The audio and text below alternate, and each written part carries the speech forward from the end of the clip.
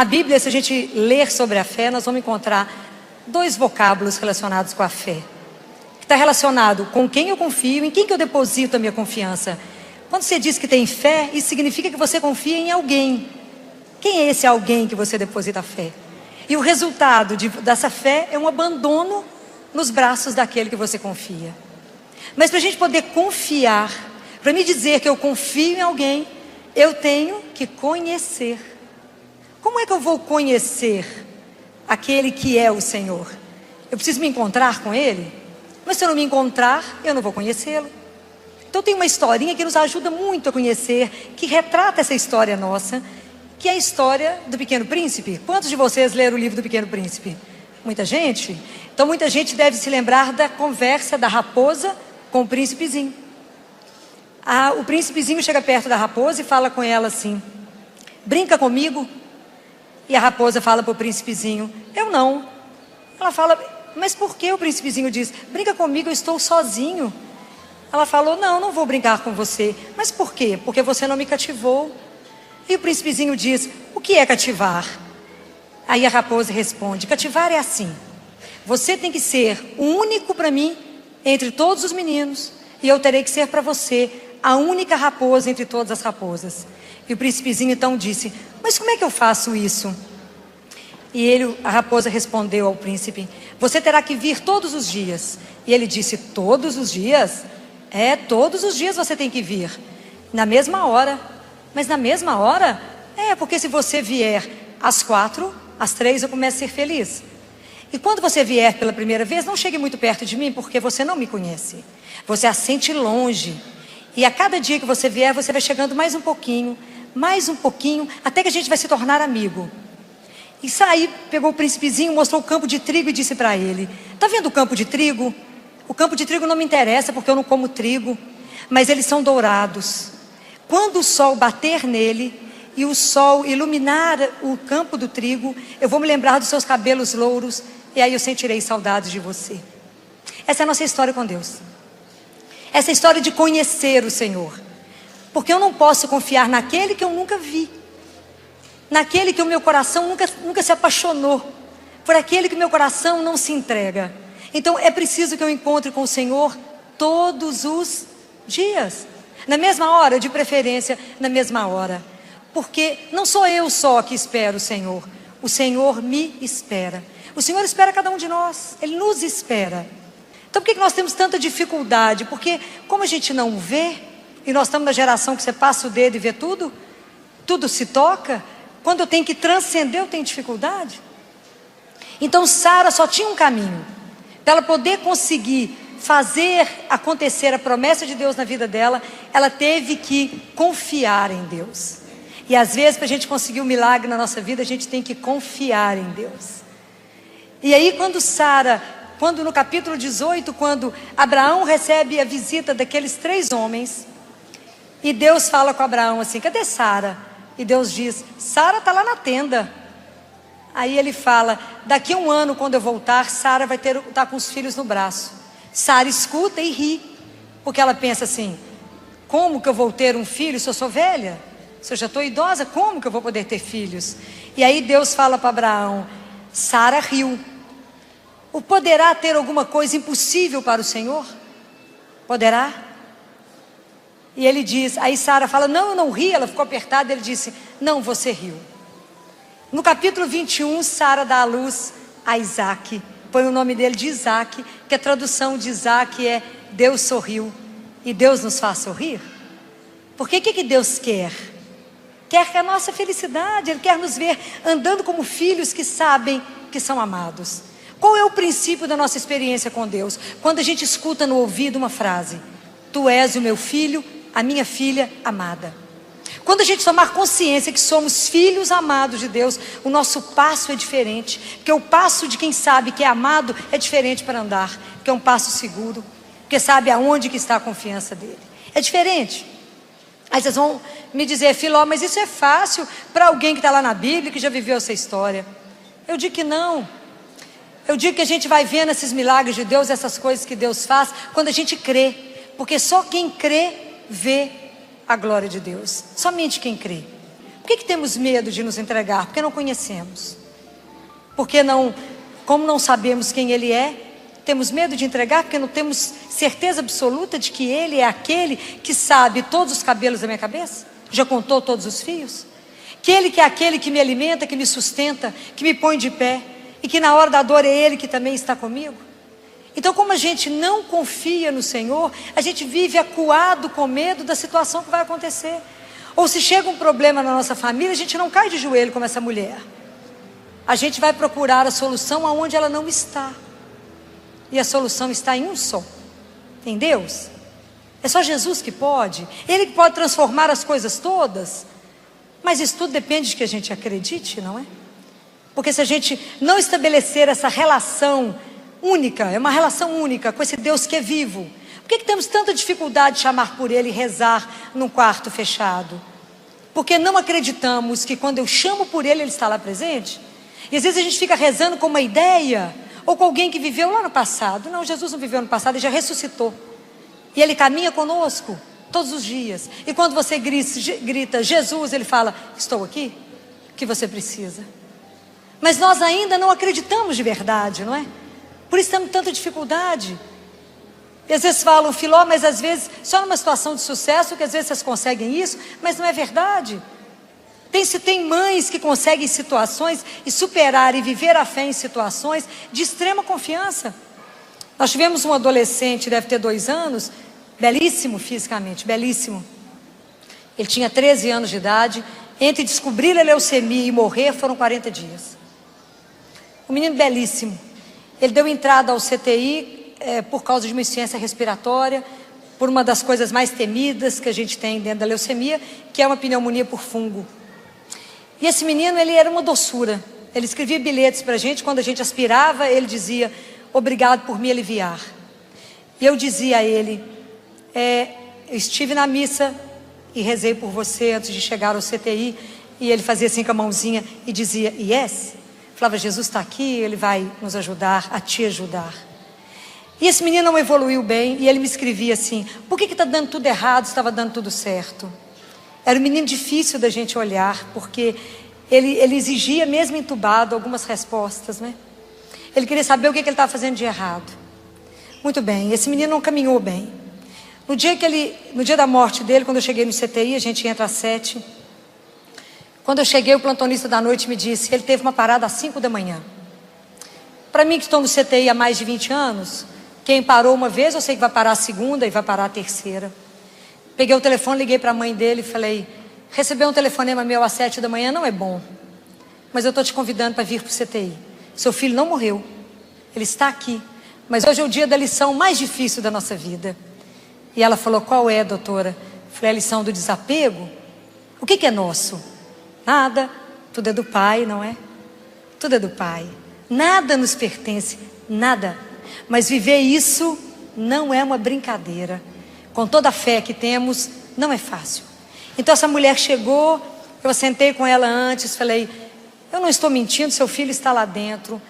Falei com ela, sabe, agora seu coração está disparado, sua boca está seca, você está tremendo, está com a mãozinha gelada. Isso é efeito de um remédio, de uma droga em nós que se chama adrenalina. O seu filho está recebendo adrenalina na veia, na dose mais alta que eu posso usar. E o coração dele não me responde mais. Ele está esperando a sua autorização para morrer. Mas nós que cremos, sabemos que ele não vai morrer, que ele vai voltar para casa.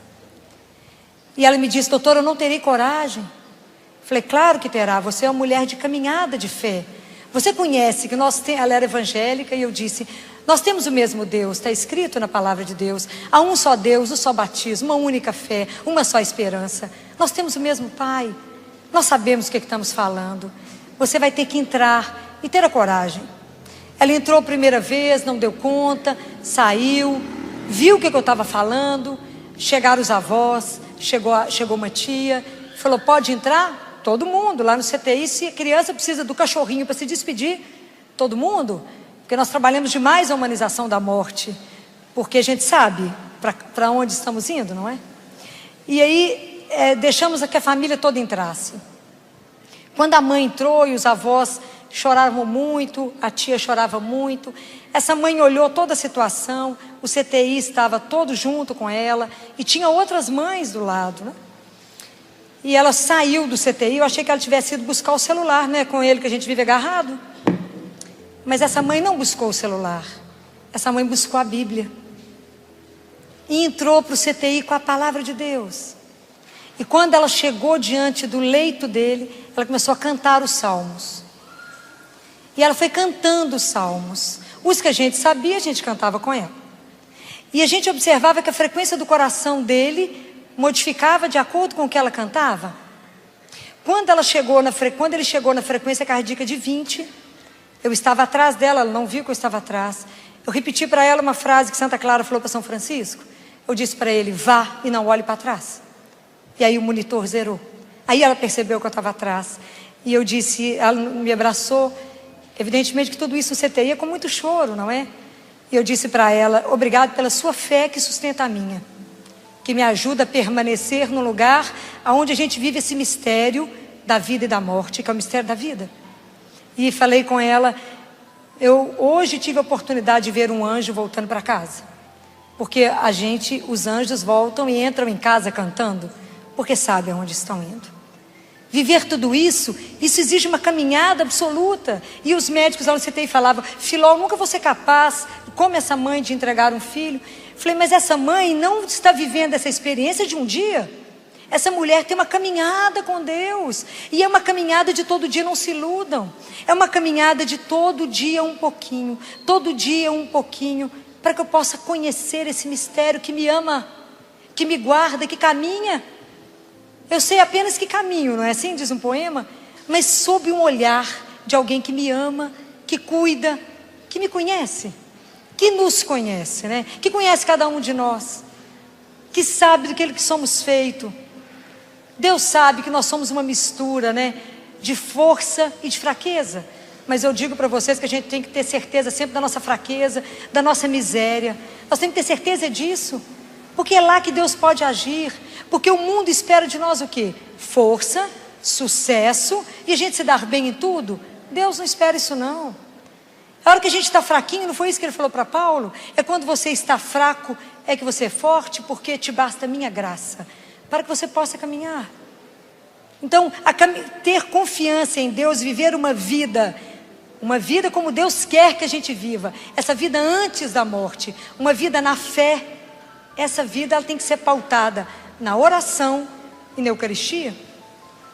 Não há outro caminho, não há receita mágica para conhecer o Senhor, não há. Nós temos 24 horas do dia, e eu te pergunto, qual é o tempo que você dá nisso? Às vezes 5 minutos, às vezes 2 minutos, e às vezes rezamos e recebemos o Senhor deitados no escuro e cobertos, e acreditamos que isso se chama oração. Não é assim que recebe o Senhor de todos os lugares. Não é assim.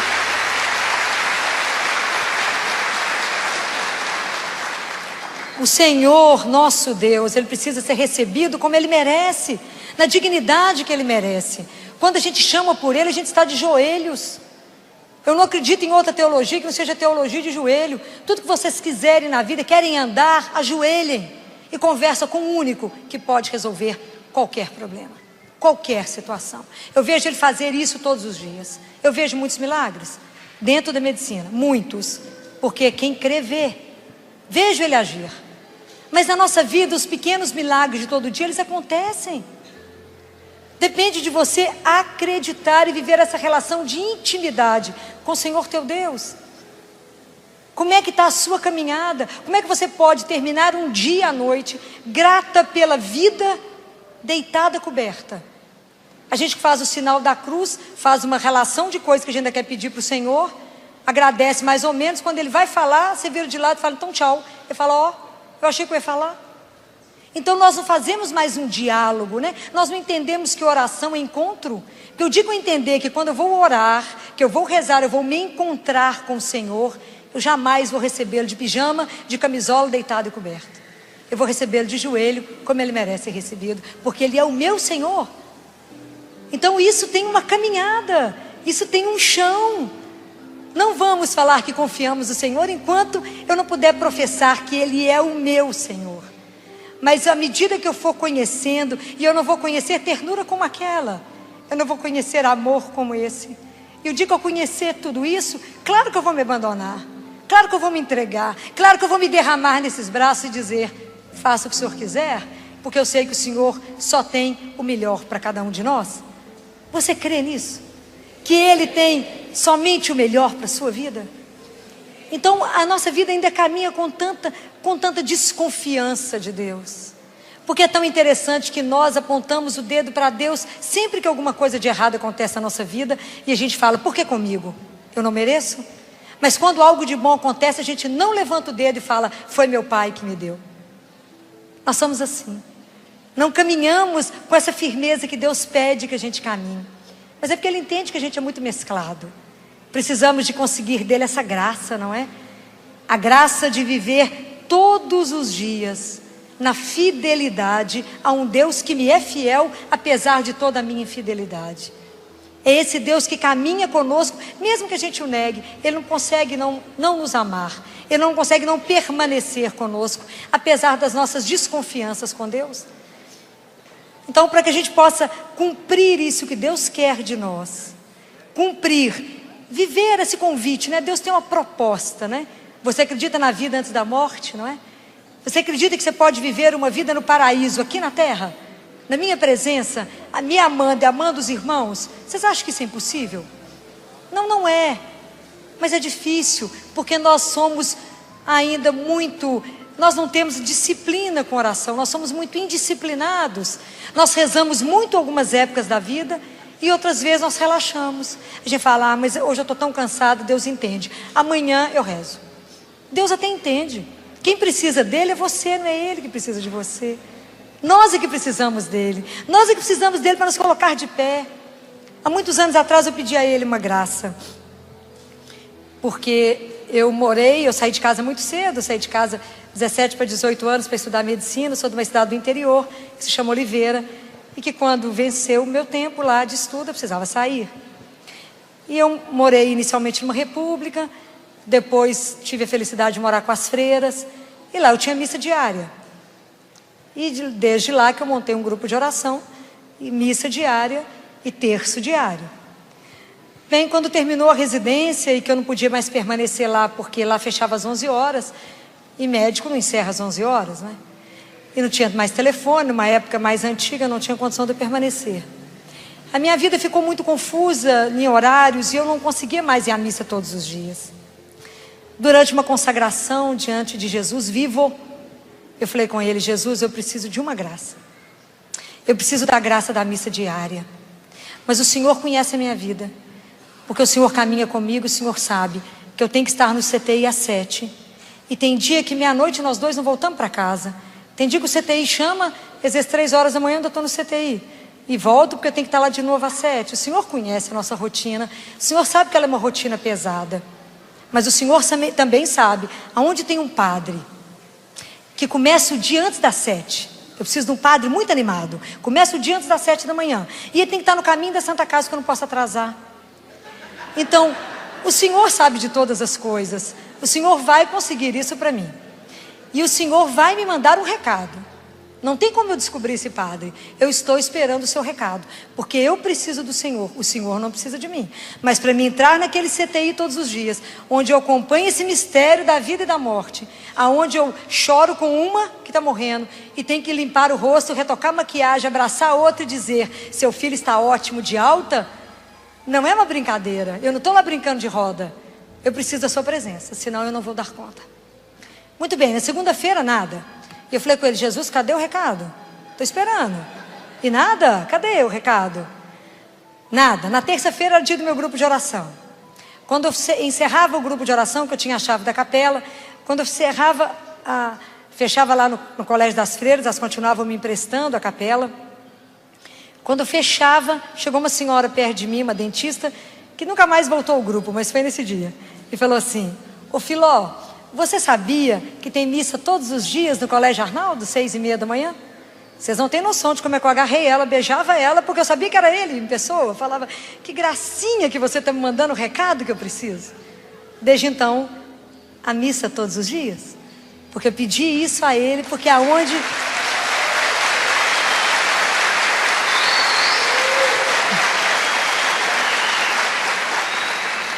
Porque aonde eu posso me encontrar com esse Deus vivo que restaura, aonde eu posso colocar para ele, pelo menos colocar para ele a minha agenda, é com ele que eu posso fazer corrida de leito, é com ele que eu posso ir para o CTI, batizar aqueles que estão morrendo, independente da religião.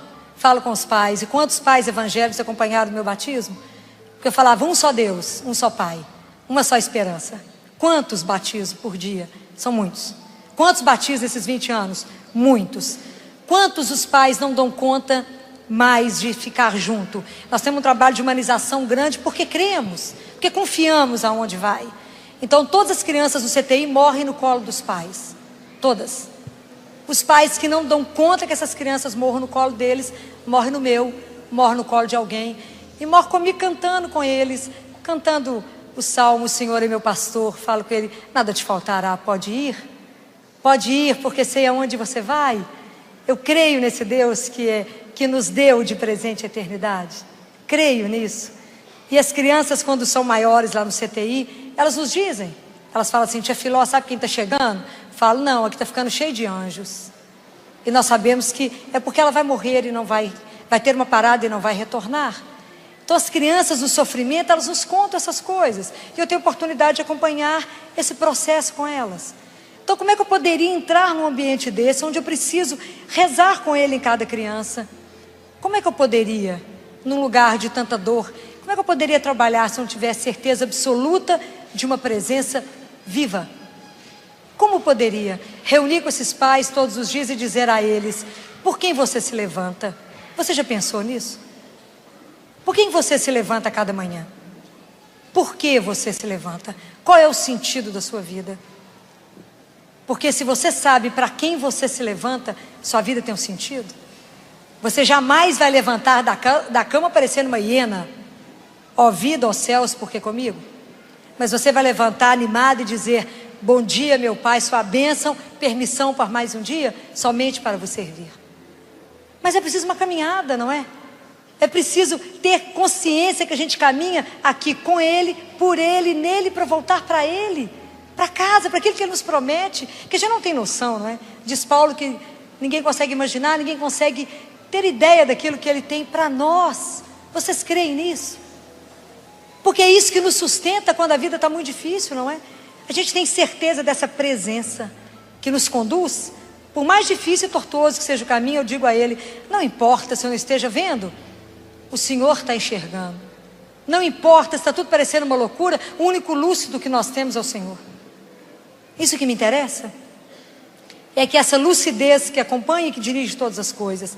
Porque tem hora que não é fácil você se entregar completamente e falar, faça Senhor, aquilo que o Senhor quer. Pode fazer? E eu confio no Senhor. Há uns anos atrás chegou um médico lá no CTI me procurando, da minha cidade, e me disse assim, ô Filó, você não me conhece, nós somos conterrâneos, e eu vim aqui te procurar porque eu queria uma carta sua de apresentação. Falei, minha? Porque eu vim cá saber de você, como que você chegou até aqui? E eu disse para ele, quem me trouxe até aqui? Quem? Jesus. Ele falou, eu falei, você não conhece Jesus? Pois eu te digo que na minha vida, se teve alguém que abriu todas as portas, foi Ele em pessoa. Ele não mandou ninguém? Foi Ele em pessoa. E ele disse, é porque eu quero fazer oftalmologia. E nos 2 grandes centros de Belo Horizonte, das provas, quem vai fazer prova são pessoas extremamente influentes, são filhos deles. Então a gente sabe que é carta marcada. E eu falei com ele, a briga é de pai? Se a briga é de pai, nós já ganhamos a briga. Ele me olhou assustado, falou, como é que é? Eu falei, se a briga é de pai, o pai é todo poderoso. Vem cá comigo. Levei ele para o quarto dos médicos, falei, ajoelha comigo. Ele falou, como é que é? Vamos ajoelhar, vou te apresentar Jesus. Eu falei, fiquei imaginando se alguém entrasse lá. E eu falei com ele, ajoelha. Aí eu falei com Jesus, se 2 estão reunidos, Jesus chega, não é? Falei, Jesus, esse meu conterrâneo quer fazer oftalmologia.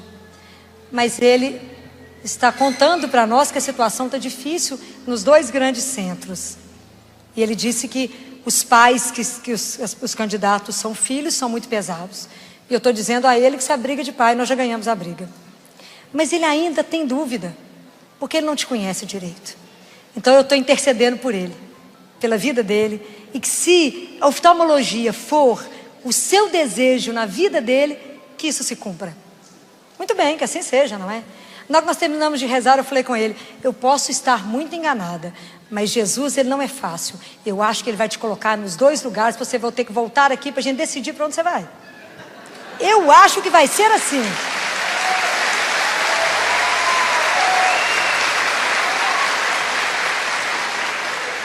E aí ele fez as provas para o Hospital das Clínicas e para a Santa Casa, que são os dois grandes centros de oftalmologia. Ele passou em primeiro lugar nas duas.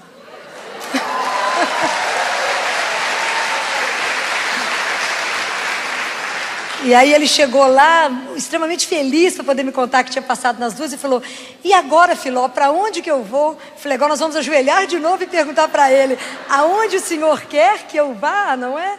É preciso perguntar aonde o Senhor me quer, aonde que o Senhor precisa de mim, aonde que hoje o Senhor quer que eu seja os seus braços, as suas pernas, a sua boca, o seu olhar, o seu ouvido, aonde o Senhor quer. Viver com Deus numa confiança de que eu confio, que eu vivo diante de um Deus vivo, transforma a vida de qualquer um. Entender isso, estar diariamente e em tudo que fazemos diante dele, é uma situação sem preço. Isso não tem preço. Eu brinco que para tudo na vida tem Mastercard. Jesus é de graça. Para ele não precisa pagar. É de graça. Mas só depende de um sim. Depende de um querer. Porque Deus respeita uma coisa que se chama liberdade. Ele jamais irá te obrigar a caminhar na presença dele. Jamais. Mas não se esqueçam que ele está à porta. E ele bate todos os dias. E te convida para ser amigo. Igual eu contei a história da raposa com o príncipezinho. Ele quer ser o seu melhor amigo. Que você tenha coragem.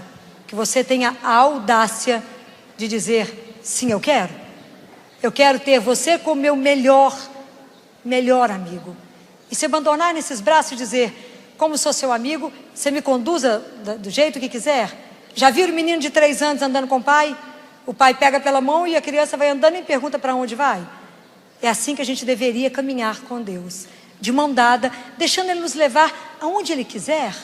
Ele tem um propósito, na vida de cada um de nós tem um propósito. Nenhuma vida é sem propósito, porque cada um de nós é um amor de Deus, não é? Nenhum de nós está aqui por acaso, está aqui porque assim Ele quis. Assim Ele permitiu nessa tarde de sábado que eu estivesse aqui com vocês, para falar dessas coisas com vocês. Qual o objetivo? Só Ele sabe. Só Ele sabe por quê. Mas a gente tem que confiar que só Ele sabe por quê, porque Ele tem sempre o melhor. Mesmo que a situação esteja dificílima e que naquele momento vocês não estejam vendo absolutamente nada. Mas no coração de vocês a gente tem que ter a coragem, a audácia da fé de dizer, eu sei, na mão de quem eu estou me entregando. Eu gostaria de dizer que essa é a fé que eu tenho. Esse é o Deus que eu creio. Essa é a fé que eu professo. Porque eu não creio que na nossa vida a última palavra seja dor.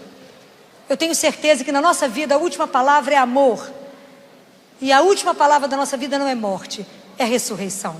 Que Deus abençoe a caminhada de vocês.